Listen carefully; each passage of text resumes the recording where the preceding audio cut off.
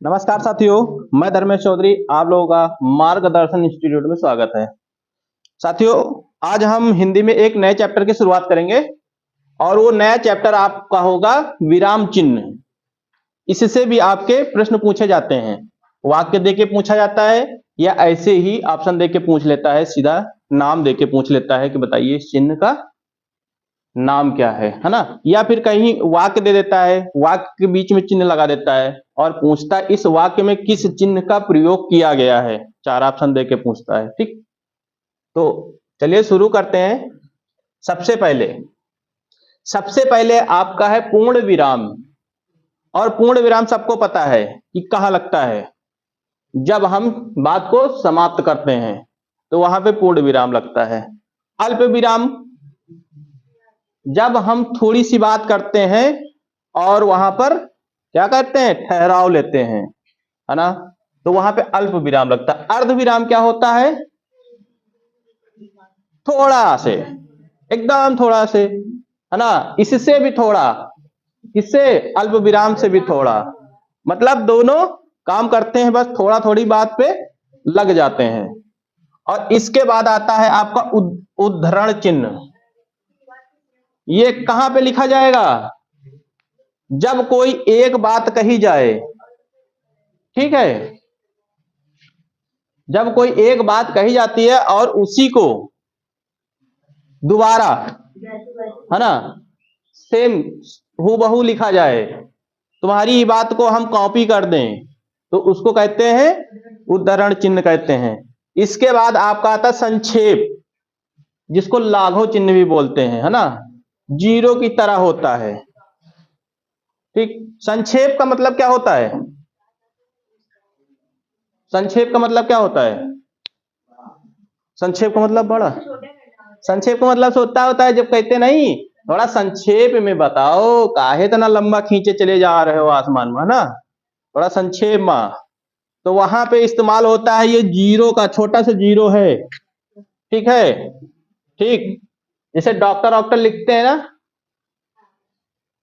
तो वहां पर संक्षेप में डॉक्टर पूरा नहीं लिखते हैं, खाली डा लगा के ऐसे, है ना, ऐसे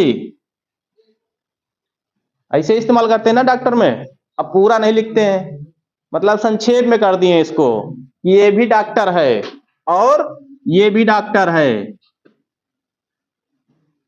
दोनों डॉक्टर है, तो वहां पे इस्तेमाल होता है। और हंसपाद क्या होता है,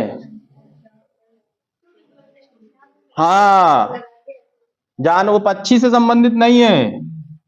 हाँ, काफी लोग सोच रहे होंगे, हंसपाद, है ना, त्रुटि विराम चिन्ह जिसको बोलते हैं।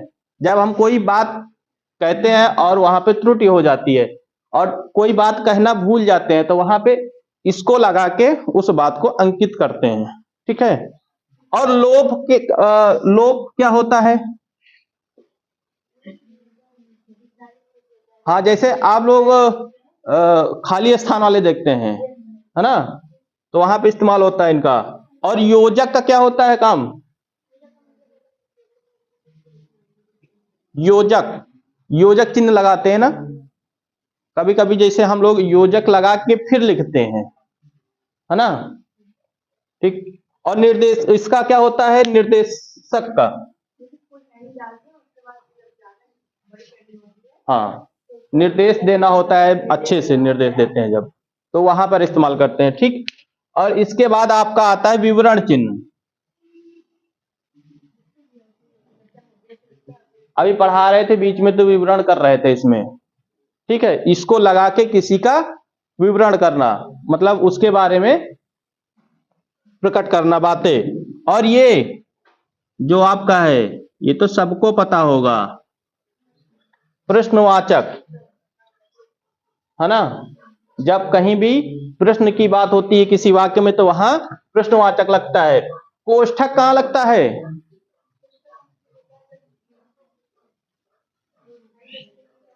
हाँ, जैसे कोई कड़े शब्द हो, है ना, तो ब्रैकेट लगा के उसको सरल कर देना, है ना, तो वहीं पे लगता है, कोष्ठक लगता है। और पुनरुक्त चिन्ह कहां पे लगता है, देखो पुनरुक्त में क्या, इस पुनरुक्त और उद्धरण चिन्ह उद्धरण में थोड़ा चेंज है, थोड़ा क्या काफी चेंज है ना। पुनरुक्त में सीधा नीचे का रहेगा सारा।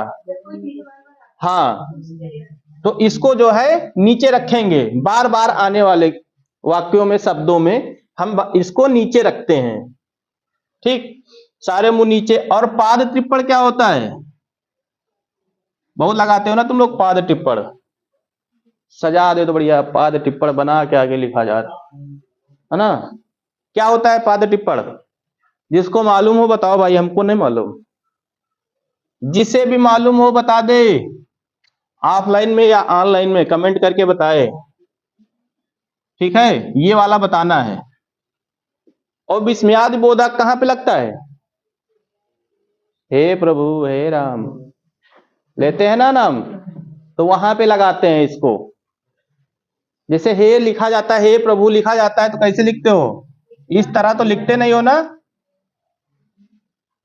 इस तरह नहीं लिखा जाता है, बल्कि इस तरह लिखा जाता है, हे प्रभु।